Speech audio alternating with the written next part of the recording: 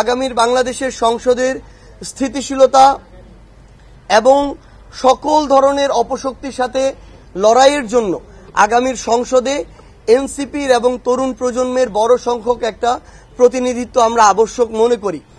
অভ্যুত্থান বিরোধী যারা শক্তি ছিল আওয়ামী লীগ এবং তাদের দোসররা, এই আওয়ামী লীগ এবং তাদের দোসরদের বিরুদ্ধে জুলাই অভ্যুত্থানে যে রাজনৈতিক শক্তিগুলো আমরা একসাথে লড়াই করেছিলাম, আমরা মনে করি এই সকল রাজনৈতিক শক্তির একটা শক্তিশালী অংশগ্রহণ আগামীর সংসদে প্রয়োজন। আগামীর সংসদে যে কোনো রাজনৈতিক দল যদি এককভাবে সরকার গঠন করে এবং পরিচালনা করে, আমরা মনে করি ওই সরকার সংসদ বেশি দিন চালাতে পারবে না এবং ওই সংসদ বেশি দিন টিকবে না।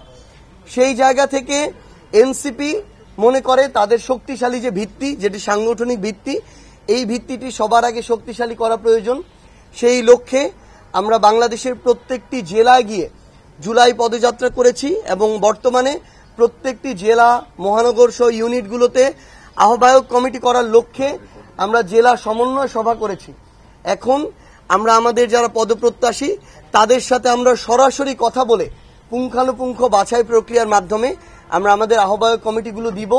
আমরা মনে করি আগামীর বাংলাদেশের জন্য হোক, জনগণের আকাঙ্ক্ষা পূরণের জন্য হোক, জুলাইয়ের প্রত্যেকটি চাওয়াকে বাস্তবায়ন করার জন্য হোক, কিংবা রাজনৈতিক দল হিসেবে শক্ত ভিতের উপরে দাঁড়ানোর জন্য হোক, এনসিপিকে সাংগঠনিকভাবে শক্তিশালী হতে হবে এবং আগামীর নির্বাচনে বাংলাদেশের শক্তিশালী দুটি রাজনৈতিক দলের একটি হিসেবে এনসিপি অংশগ্রহণ করতে চায় এবং জনগণের প্রতিনিধিত্ব সংসদে করতে চায়।